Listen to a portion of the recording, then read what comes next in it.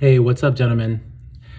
So, today I want to talk to you guys about not letting your past define your future.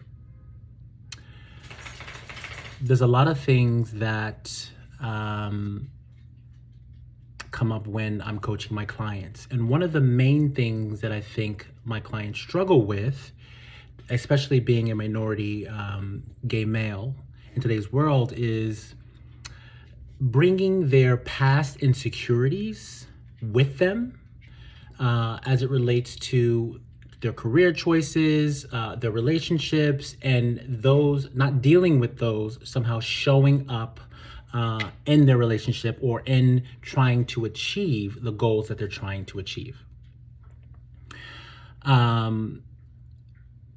And so I'll give you an example for myself. I grew up in what you would consider not an ideal home. My mom struggled with substance abuse and she was a single parent.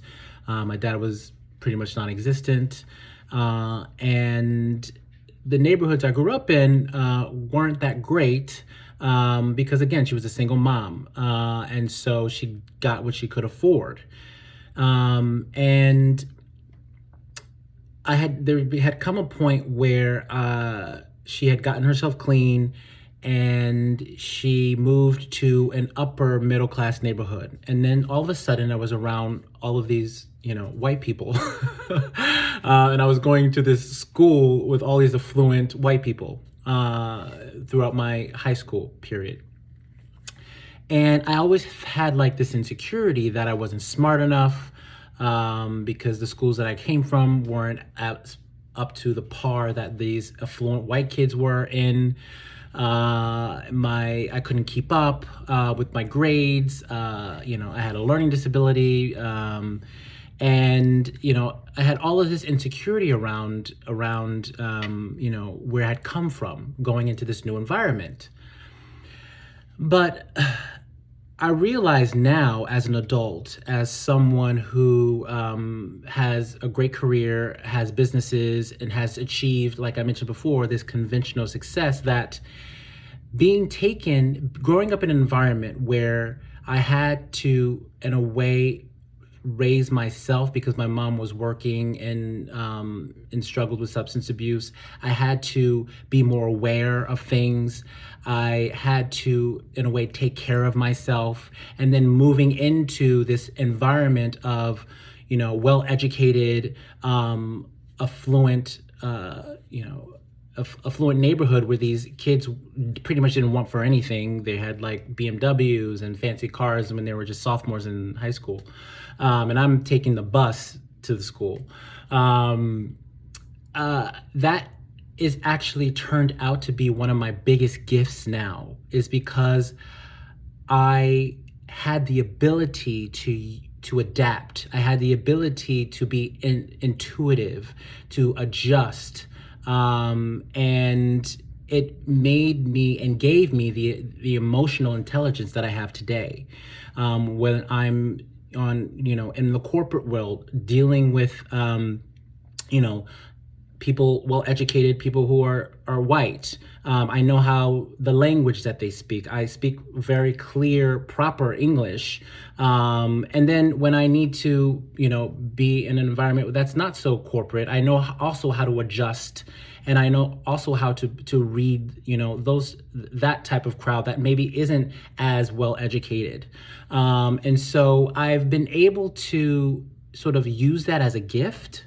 The insecurity of me feeling like I'm not enough or not smart enough really helped me be able to adjust now that I'm an adult and excel in my career and my professional life and, as an entrepreneur, because it made me be able to know that I can handle anything, that I can be fluid and really use that intuition that I have as a gift. And that's the biggest thing that I want you all to know as a minority gay man, is that you are a gift. You have, especially if you're a professional minority gay man who has come from a rough past, your gift is the ability to be able to use your intuition and adjust in any environment. You see the world differently than straight people do, especially straight people who are not of color. You have many lenses because you've had the ability to be able to be in all sorts of circumstances that maybe someone who grew up one way in one type of neighborhood just doesn't have that ability to do. And so using that as your gift, as you move through your career, as you move through the things and goals that you want to achieve in the world, can really help propel you. And understanding that it's a gift is the first thing. So I have some homework for you. I want you to ask yourself some questions. Are there insecurities from your past that you're carrying with you now, today? Whether it's you're carrying it with you to your career or whatever goals you're trying to achieve in your business.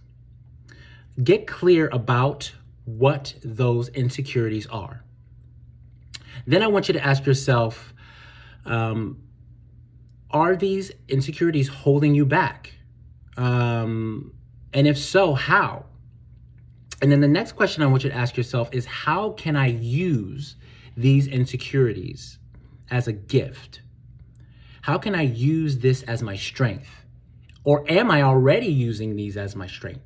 Get really clear on what you're considering an insecurity and what you're considering a gift, and how you're going to use that to propel you to the next level of who you want to be.